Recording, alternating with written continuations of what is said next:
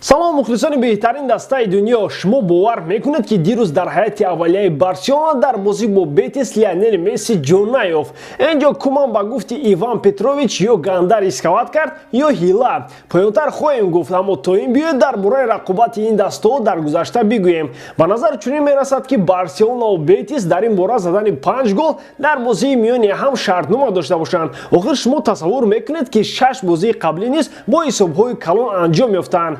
ҳисоби 5-2 бошад, дар охири ин дастоҳо ба як чизи муқаррарӣ табдил ёфтааст. фикр мекунам мухлисони Барселона натиҷаи бозиҳои пештараро бо Бетис фаромӯш накарданд. охир он бозие ки аз 5 гол камтар зада шуда буд, соли 2017 буд ки Барселона бо ҳисоби 2-0 ғалаба кард. аммо муҳим ин нест, муҳим он аст ки Барселона дар сафар бар ҳарифи сарсахти худ ғалаба карда дар сегонаи аввал мавқеи худро устувор кард. ҳозир дар ин бора муфассалтар гап мезанем. дӯстон, мо барои шумо дар телеграм канал кушодаем ки дар он ҷо хабарҳое мебаранд ки дар ютуб нест. барои ҳамин ба ссилкаи описания буда даромада дар телеграм канали мо обуна шавед ва ҳамчунин дар таги ин видео лайк кунед, то ин ки ютуб видеои моро ба дигар мухлисони Барселона паҳн намояд. акнун дар ягон ҷо баъз рушнед мо бошад сар мекунем. дӯстон, рӯзи 10 феврал Барселона боз дар меҳмонӣ ба Севилия сафар мекунад, аммо ин маротиба бо Бетис нею бо худи Севилия дар полуфинали Кубоки Испания бозӣ дорад. дар ин рақобат ширкати Адини Ксбет ба ғолибияти дастаи каталонӣ боварӣ дорад. аз ҳамин сабаб ман дар онҳо ставка мемонам. шумо бошад интихобатонро худатон кунед ва ногуфта намонад. ба ссилкаи коментария буда даромада бо промокоди барсатиҷӣ дар аввалин ставкаи кардагиатон соҳиби $100 гардед. имконияти хуби пулкоркуниро аз даст надиҳед. акнун биёед бинем ки Куман ба ҷои Месси киро ба Майдон овард. Тер Штеген чун ҳамешагӣ посбони дарвозаи Барса буд. хати дифоъро Ланглея, Раухо, Мингеса бо роҳбарии вазири дифоъи Барселона Жорди Алба ташкил карданд. Рики Пуч, Пьянич, Брейтвейт бошанд дар хати ниммуҳофизат якҷоя бо Бускетс бозӣ карданд. ин маротиба Усмон Дембеле бо Антуан Гризман дар хати ҳамла қарор гирифтанд. ғайр аз Месси дар қиёс ба бозиҳои пештара аз дақиқаҳои аввал Де Йонг низ ба Майдон набаромад. аммо набаромад гуфтан низ чандон дуруст нест, зеро ҳамагӣ баъди 12 дақиқаи бозӣ ӯ Араухоро ки ҷароҳат бардошт дар майдон иваз кард. Серхио Роберто бошад боз ҷароҳат бардошту дар лазарети Барса бо Пике, Фати ва Каутино пайваст шуд. бозиро соҳибони майдон хеле тезу тунд оғоз карданд. онҳо пайваста ба ҷаримагоҳи Барселона наздик мешуданду ҳолатҳои голзанӣ ба миён меоварданд. дар ин кор аз ҳама зиёд Иглесиас фаъол буд. Дембеле ва Гризман низ асабҳои Хойлро гоҳ-гоҳ мехарошиданд, аммо ба ҳар сурат нахуст ба Бетис муяссар шуд ки гол занад. ҳамин Иглесиаси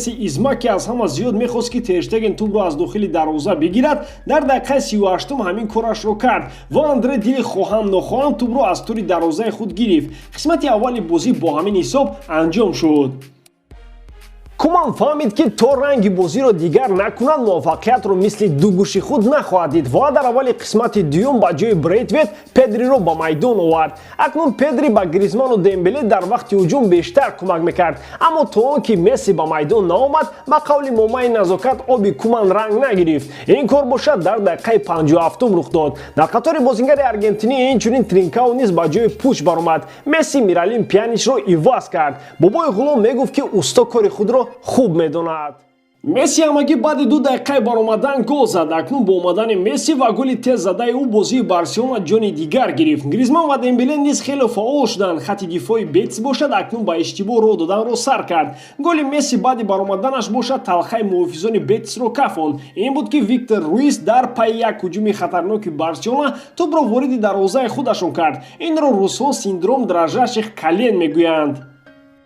баъди ин гол Барселона гӯё ғалабаро моли худ ҳисоб карда андаке ба саҳлангорӣ сар кард ва дар чунин маврид мусаллам аст ки ҳарифе чун Бетис тур беҷазо намемонад. мегӯянд афтидан мушкил нест, хестан мушкил аст ва агар касе ин қудратро дорад зур ҳамон аст ва Руис инро исбот кард. хестан чӣ ки ӯ ба дарвозаи Барселона голи ҷавобӣ зада иштибоҳи ҳамагӣ 10 дақиқа пеш кардаи худро ислоҳ кард. Куман эҳсос кард ки бо Бетис шӯхӣ кардан нашояд ва ба оҳистагӣ хати дифоъро аз ҳисоби Умтити боқувват карда Бускетсро аз миёнаи майдон гирифт. Ба назар чунин мерасад ки силсилаи бозиҳои панҷголаи Барселона ва Бетис дар ҳамин ҷо анҷом ёбад.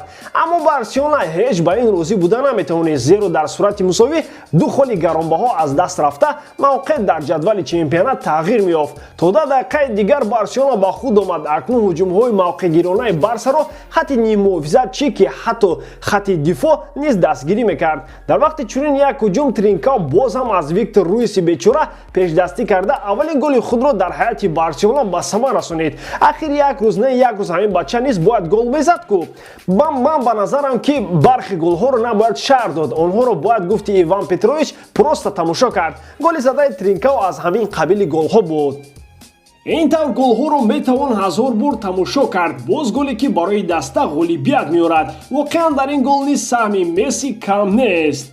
барои чӣ ма саҳми Леоро дар ин гол зикр кардем? Гап сари ин ки Месси беҳтарин бозингари бозӣ дониста шуд. Ӯ на танҳо дар ин гол саҳм дошт, балки ҳам гол заду ҳам тамоми бозии Барсаро баъди баромаданаш ба куллӣ дигар кард. Ин ғалаба Барселонаро дар ҷои дуюми премияраи Испания шинон ки якҷоя бо Реал 43 имтиёзӣ доранд. Баъди ин ғалаба Куман гуфт ки мо ҳанӯзам ба ғолибият дар Ла Лига умедворем, чунки бозии мо комилан дигар шудааст. Шояд охир кӣ медонад ки дар ин чанд даври дигар чӣ мешавад, ҳарчанд ки ба гумон аст ки имсол Атлетико ғолибиятро дар Испания ба касе диҳад. Ба ҳар сурат гӯш ба қимор мешавему ку мебинем то куҷо Куман дар гапи худ устувор аст. охир гуфти русо чем чорт нишутид, яке диди ки Атлетико ба кризис рӯбарӯ мешаваду Куман ба орзуаш мерасад ва ҳам Месси дар даста мемонад.